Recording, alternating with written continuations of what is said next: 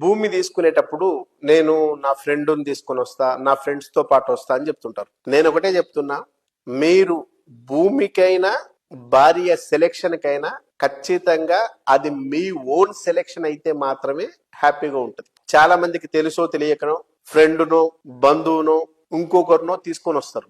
అట్లా తీసుకొచ్చినప్పుడు ఖచ్చితంగా డెఫినెట్ గా నేను చెప్తున్నా, వచ్చిన ఏ పర్సన్ అయినప్పటికీ ఒక భార్య, ఒక డాడీ, మమ్మీ వీళ్ళు తప్పిస్తే అదర్గా వచ్చే ఏ పర్సన్ అయినా కూడా ఖచ్చితంగా మీరు ప్రాపర్టీ తీసుకుంటా అంటే హ్యాపీగా ఉండలేడు. డెఫినెట్ గా చెప్తున్నా, గుర్తుపెట్టుకోండి.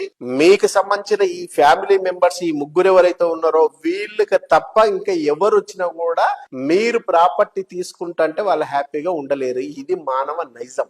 నా ఫ్రెండ్ నాకంటే ఎకనామికల్ గా బాగుండాలని కోరుకునేవాడు ఎవరు ఉండడు.